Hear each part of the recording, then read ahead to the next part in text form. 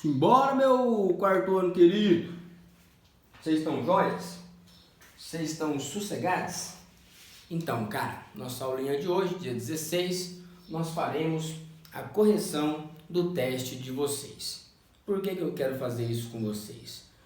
É uma forma de eu demonstrar o que estava errado nas questões e o que eu queria, o que eu esperava das respostas de vocês.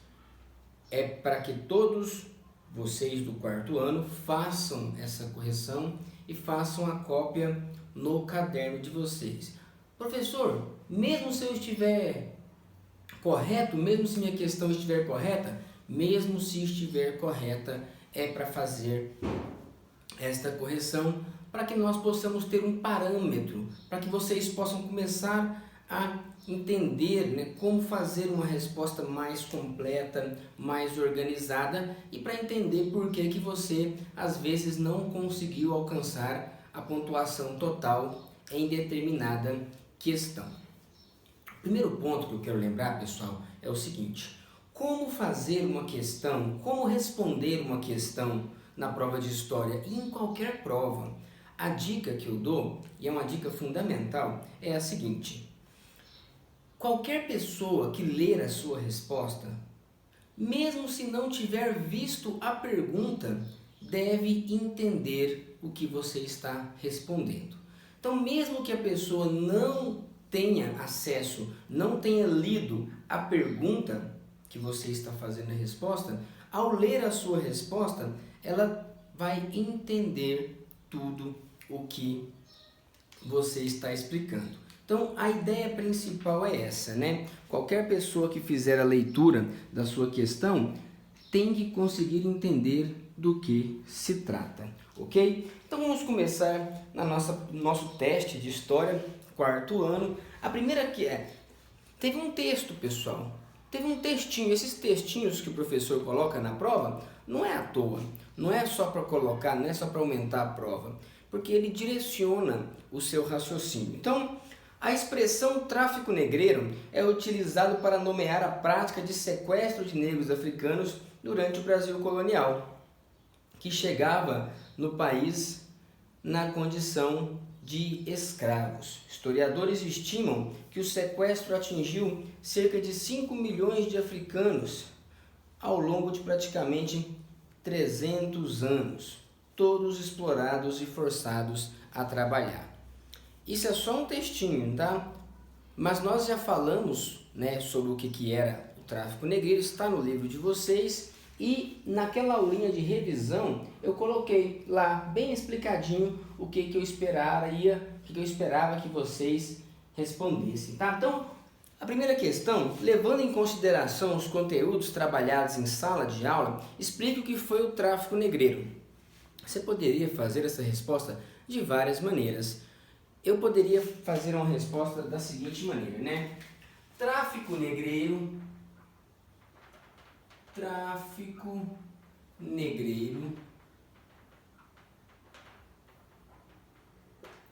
era o nome dado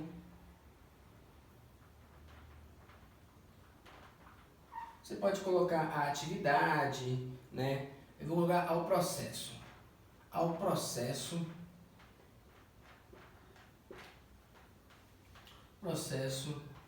de captura, transporte e venda de africanos escravizados, né? Isto ocorreu por mais de 300 anos. Pronto. Uma resposta simples, mas que consegue explicar. Tráfico negreiro, pessoal, envolvia toda a questão de capturar as pessoas lá na África, de transportar até os portos africanos, colocar essas pessoas nos navios e trazer até a América. Ao total, foram mais de 12 milhões de africanos presos. Quase desses 12, quase a metade veio para o Brasil. Foi o país que mais recebeu africanos no mundo, né? Então, tráfico negreiro era um nome dado ao processo de captura, transporte e venda de africanos escravizados. Isto ocorreu por mais de 300 anos na nossa história. Aconteceu mais ou menos entre os séculos XV e o século XIX. Então, na verdade, foram quase 400 anos, né, que isso ocorreu. Pessoas eram capturadas, presas, sequestradas, eram transportadas e vendidas para trabalharem à força, principalmente aqui na América, ok? Então, partiremos para a segunda questão. A segunda questão está assim: explique por que os navios que traziam os africanos para o Brasil, para a América, né, eram chamados de navios tumbeiros. Então, essa questão é importante que você diga, né, por que do nome tumbeiro, que tumba faz referência ao local onde as pessoas são enterradas, nos cemitérios, né? Então faz uma referência a um cemitério, a um local onde as pessoas mortas são depositadas, e o porquê que recebe esse nome. Então vamos tentar fazer um aqui, né? Os navios negreiros, ou os navios que transportavam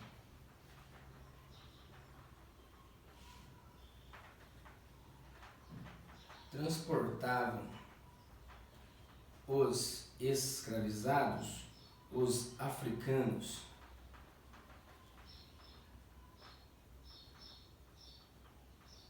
escravizados,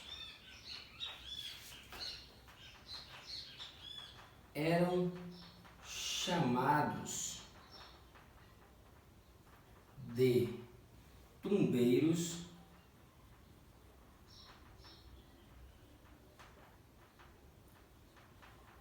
por causa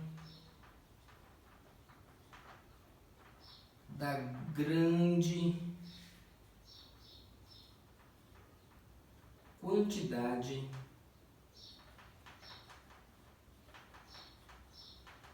de pessoas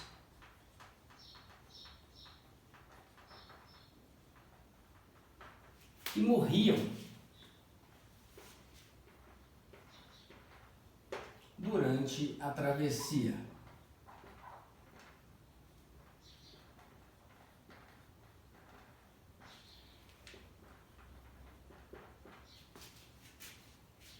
Podemos colocar, ou seja, a palavra tumbeiro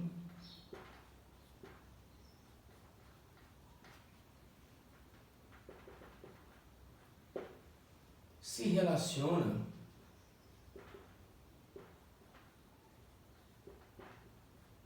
com as tumbas, locais onde são enterrados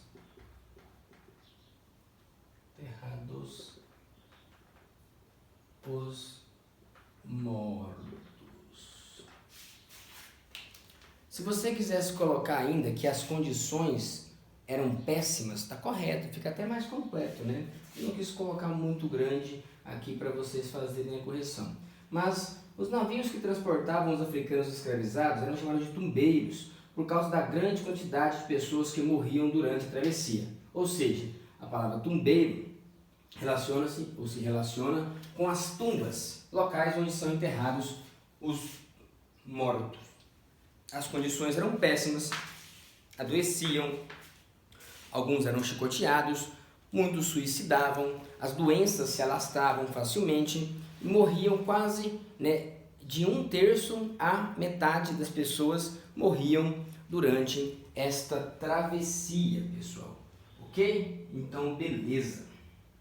Ah, detalhe, Pessoas que tiveram muitos erros de português perderam parte da nota por conta dos erros de português, tá? Quem faz só um ou dois erros, não. Mas você tem muitas linhas para fazer uma resposta organizada e você tem um tempo também que é adequado para que você possa pensar nas suas respostas, pessoal. Então eu vou exigir que as respostas estejam organizadas. Não é só estar correto, não é só colocar a informação, tem que organizar esta informação, ok? Número 3. O que acontecia quando os africanos chegavam aos portos na América? Quais eram os trabalhos que os escravizados eram obrigados a fazer, né? Então, questão 3, pessoal, é aquela coisa, no livro de vocês está muito claro, né? Ao chegar à América, os escravizados recebiam algum tipo de tratamento. Raspavam-lhe os cabelos, né? Passavam óleo no corpo e tal, davam comida para eles parecessem mais fortes, mais saudáveis e eram, em geral, levados aos mercados para serem leiloados. Os trabalhos que os escravizados eram obrigados a fazer eram praticamente todo tipo de trabalho, sendo os mais comuns o trabalho no eito, nas roças, nas lavouras e os trabalhos domésticos, ok? Então podemos colocar assim: ao chegarem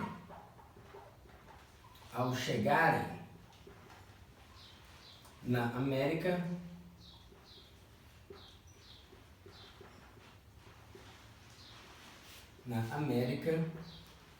os escravizados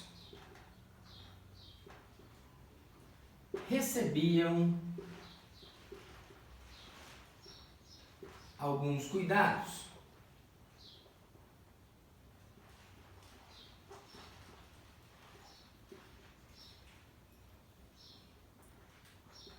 Corte de cabelo, banho, refeições, às vezes tinham algumas doenças tratadas, né? Havia uma espécie de médico, de curador ali que fazia o tratamento, recebiam alguns cuidados e eram levados aos mercados para serem leiloados.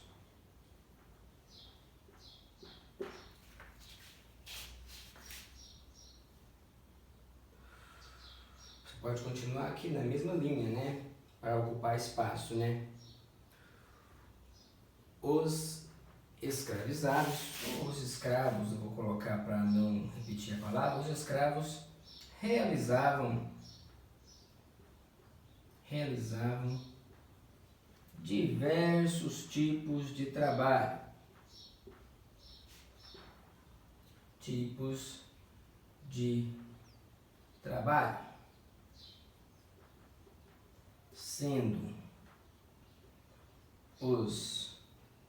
Sendo o trabalho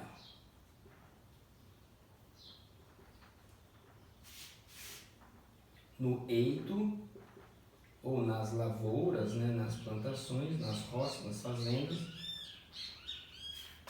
sendo o trabalho no eito e o doméstico, que é nas casas, né, dos senhores, os mais comuns.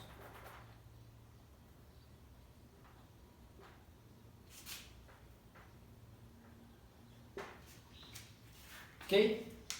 Então era importante falar desse tratamento que eles recebiam, era importante falar que eles eram levados aos mercados para serem leiloados e era importante colocar que eles trabalhavam principalmente nas fazendas, nas plantações e nas casas dos senhores, serviço doméstico, ok? Número 4. Explique por que os europeus trouxeram milhões de africanos para a América. Pessoal, essa resposta ela tem duas partes. Uma parte delas é que o tráfico negreiro era muito lucrativo, ou seja, a atividade de venda de escravizados dava muito dinheiro para os europeus. Então, eles faziam isso para ganhar dinheiro.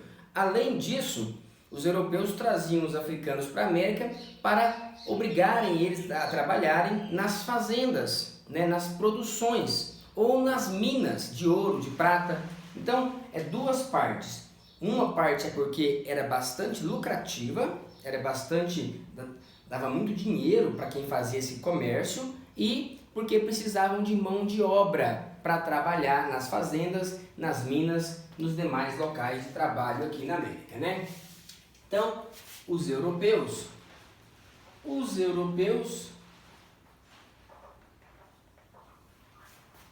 praticavam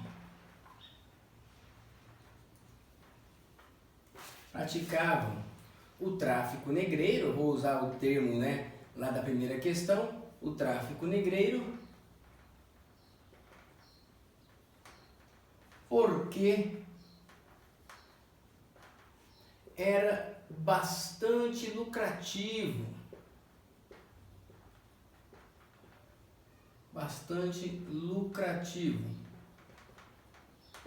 ou seja, era um comércio que gerava muitas riquezas para quem estava comercializando, né? O escravo não tinha riqueza nenhuma, gerava muitas riquezas. Pronto. Além disso,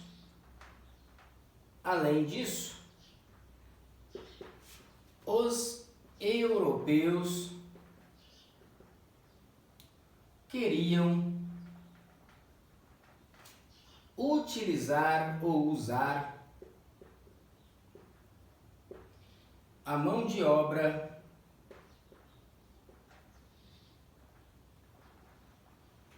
dos africanos nas fazendas e nas minas americanas, ou nas minas de suas colônias na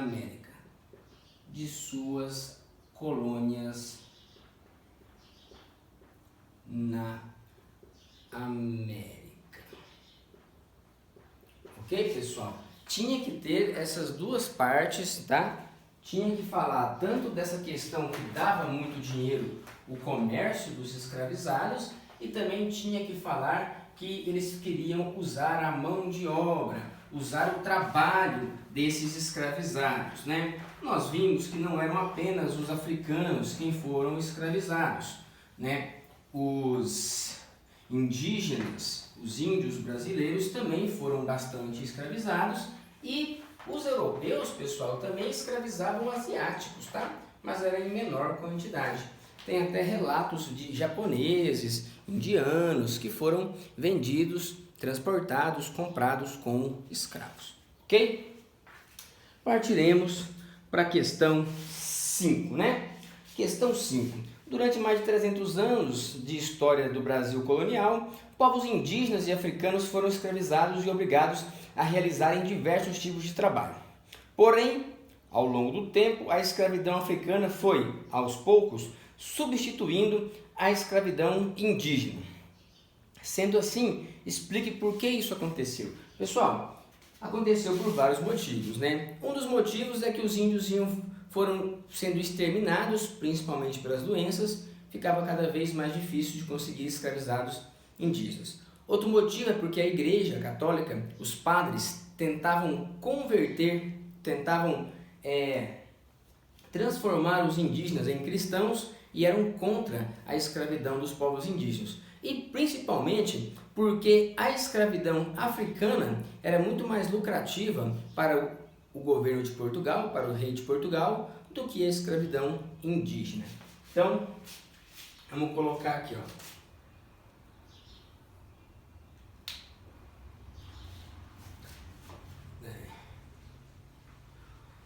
Alguns dos motivos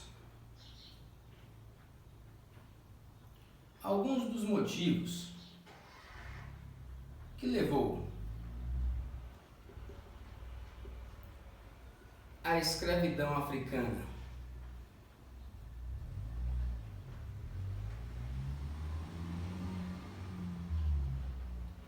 a superar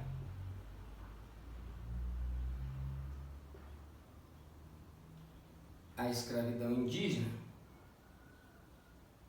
escravidão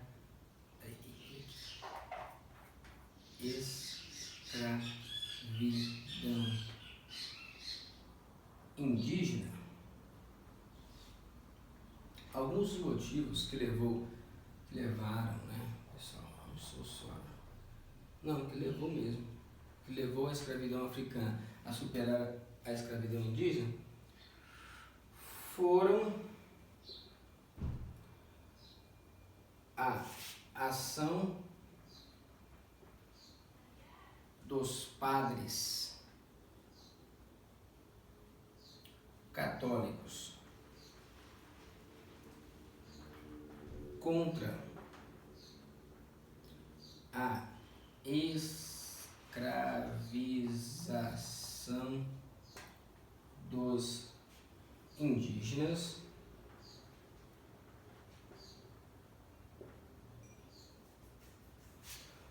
o extermínio ou a morte, né? O extermínio da população nativa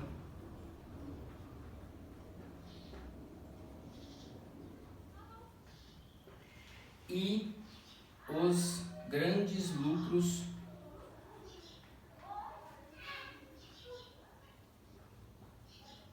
que o comércio de africanos gerava.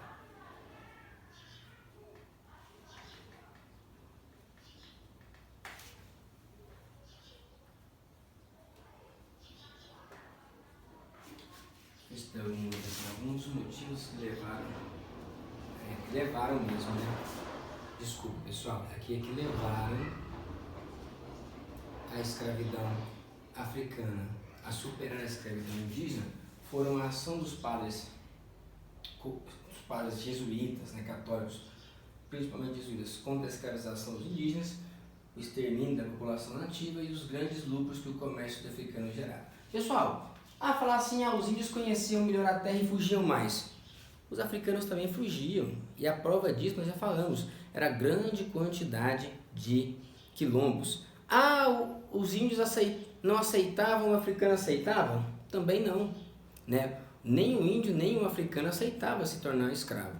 Então, quem está falando isso não sou eu, é o especialista, chama Luiz Felipe de Alencastro. Ele é um professor especialista em história da África, tá? Tem outros motivos, né? Lá na África, como já havia um comércio de escravos muito mais antigo, havia já locais específicos para se comprar e se vender o escravo, havia preços fixos já, né, do escravo, mas principalmente são esses três motivos, né? Os índios foram morrendo, principalmente os próximos ali do litoral.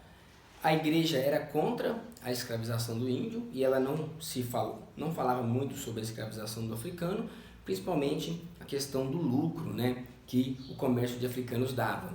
Lembrando que havia cobrança de impostos na compra e venda de escravos africanos e não havia cobrança de impostos na venda, na captura de escravizados indígenas, tá? Pessoal, partiremos para a questão 6. Levando em consideração os conteúdos trabalhados em sala de aula, explique o que era um engenho de açúcar no Brasil colonial. Essa questão, pessoal, foi bastante trabalhada, hein? Olha só. Podemos entender por engenho de açúcar? Podemos entender por engenho de açúcar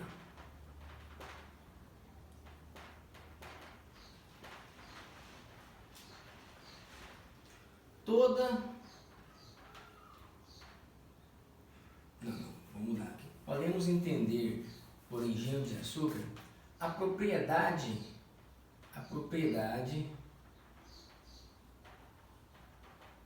rural, né, porque tratavam-se de fazendas, que continha, que possuía todo equipamento e construções necessárias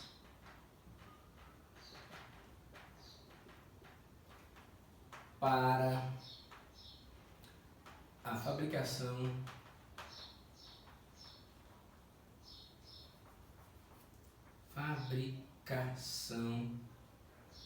do açúcar. Podemos entender por engenho de açúcar, vírgula, a propriedade rural que possuía todo equipamento e todos os equipamentos, todos os equipamentos e construções necessárias para a fabricação do açúcar. Lembrando que a palavra engenho hoje, muitas vezes, pode se referir apenas como a máquina de moer cana, né? Mas naquela época, pessoal, quando falava um senhor de engenho, não é porque ele tinha máquina de moer cana, é porque ele era dono da fazenda, da propriedade, que tinha todas as construções, todos os materiais, os equipamentos necessários para a fabricação de açúcar. Nós falamos, inclusive, que havia uma diferença entre o senhor de engenho e plantadores de cana, né? Os senhores de engenho eram os mais ricos, eram aqueles que tinham todo o equipamento para fabricar o açúcar, ok? Então vamos lá. Qual era a mão de obra utilizada nas fazendas de cana-de-açúcar? Qual era a principal mão de obra utilizada nas fazendas de cana-de-açúcar e nas minas de ouro? Como era a condição de vida destes trabalhadores? Essa questão é muito simples, né, pessoal? A principal mão de obra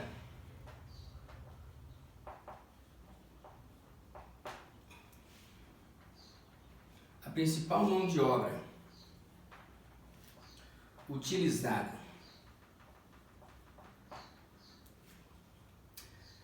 nas fazendas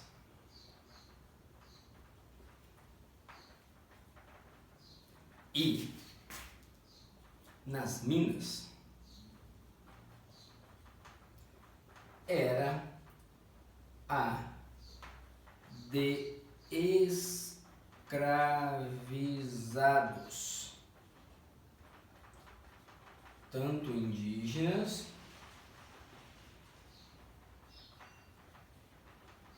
quanto africana.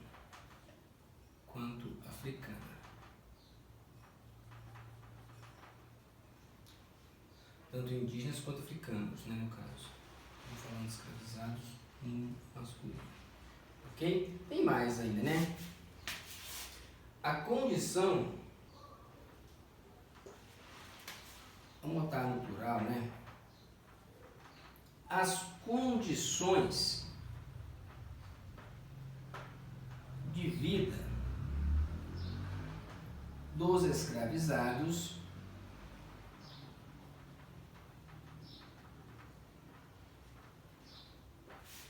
eram péssimas,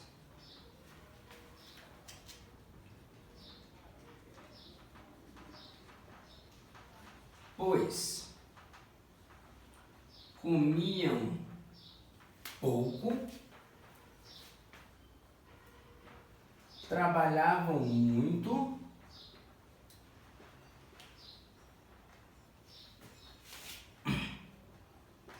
e sofriam todo tipo de maus tratos, de castigos físicos, né? De castigos físicos. Ok? Então era importante falar que eles sofriam os castigos físicos, né?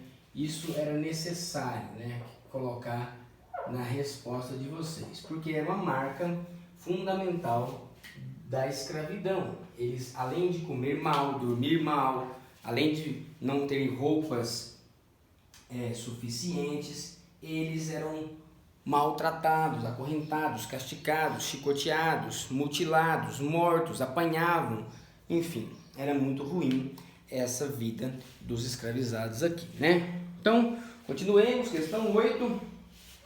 Como era organizado o engenho de açúcar no Brasil colonial? Quais eram as principais construções que haviam nos engenhos, né? Ó, os engenhos de açúcar eram grandes propriedades rurais. Propriedades rurais que contavam com, vou dar 2 pontos aqui, a casa grande, que era o local onde viviam os senhores, a senzala, local onde colocavam os escravizados, a capela, sempre a presença da Igreja Católica, as oficinas, os currais e as roças. Lembrando que roça aqui no sentido de local onde se planta algum tipo de comida. Além disso, haviam os locais de fabricação do açúcar.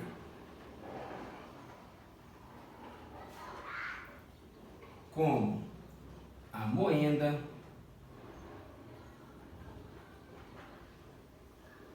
as caldeiras,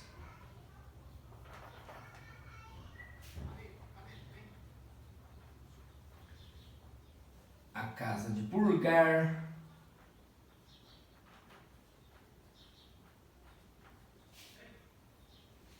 e os armazéns. Você ainda poderia colocar aqui, por exemplo, as casas dos trabalhadores livres, né? Mas tinha que conter praticamente tudo isso que eu coloquei aqui para você ganhar o ponto total, né? Tem uma página do seu livro, inclusive, que fala basicamente só sobre isso, ok? Olha, pessoal, o engenho, ele tem a parte que é para fazer o açúcar, que é a segunda parte aqui da resposta, e tem onde moram os donos, onde tem a capela, né? onde se criam os animais, onde tem as plantas. Ah, esqueci de colocar o canavial, né? O canavial, né? As casas de purgar, os armazéns e os canaviais, que eram os locais onde se plantavam a cana de açúcar, né? A plantação de cana é chamada de canavial. Nós já vimos sobre isso também. Leia o texto a seguir. A história de resistência dos africanos é longa e penosa. As revoltas em movimentos grandes e pequenos ou foram planejadas visando a abolição geral, como nos quilombos, ou foram golpes mais modestos que previam punir um senhor ou feitor mais tirano. Questão 9. Explique de que forma os escravizados no Brasil resistiam à escravidão. Apresente exemplos, né? Então vamos lá. Questão 9. Pessoal, aqui era importante você falar das principais 2 formas, né? A resistência física, que envolvia as fugas, as guerras, a formação dos quilombos, e também aquela resistência cultural que nós falamos, né? A resistência física, o suicídio, o assassinato, né? Enfim, o banzo, e também aquela resistência cultural, né? Tentando manter a sua língua, tentando manter alguns elementos da sua culinária, a forma de se vestir, as danças, as músicas e até mesmo a religião. Então, é importante fazer essas duas, escrever sobre essas duas formas de resistência, né? Vou colocar aqui assim: além das fugas, revoltas,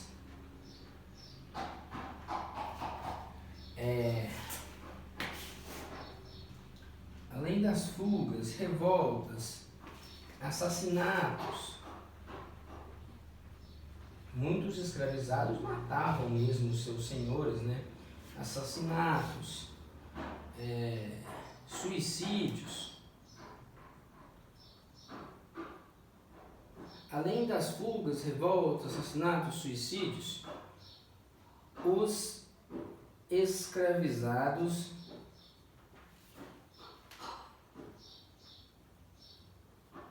também resistiam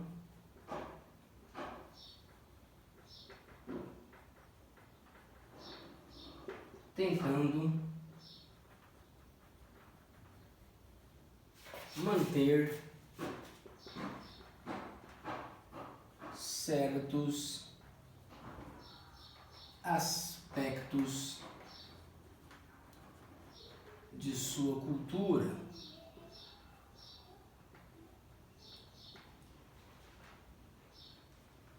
como mantendo, vai ficar feio, mas tá, mantendo sua língua,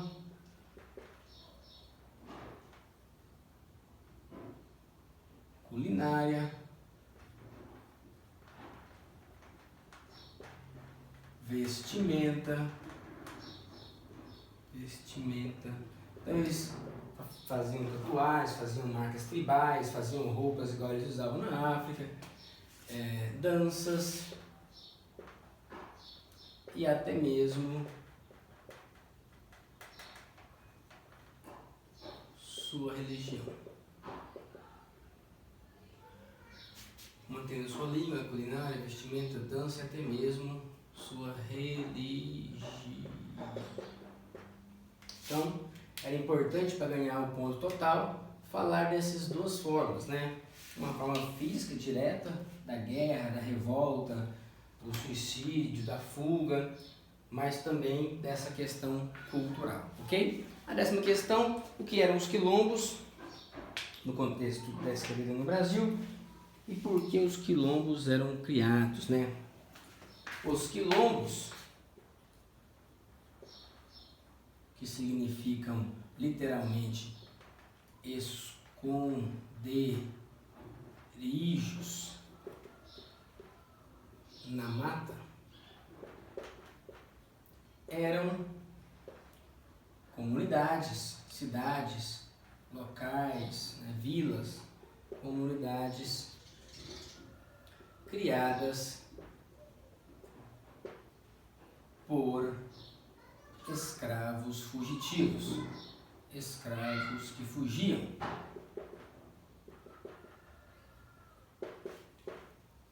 Criavam estes locais para manterem sua liberdade, manterem sua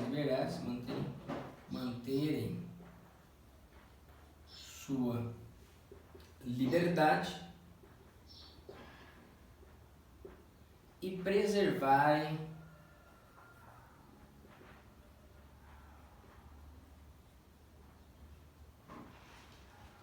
sua cultura. Ou seja, é importante falar que eles criavam não só para viverem livres, mas para viverem da forma que eles viviam na África, ok? Pessoal, então ficou um vídeo longo, hoje nós não teremos encontro ao vivo, só semana que vem. Façam essa correção, estude direitinho, vê o que você errou, vê o que você pode melhorar, tá? Semana que vem nós nos veremos de novo. Tchau, tchau.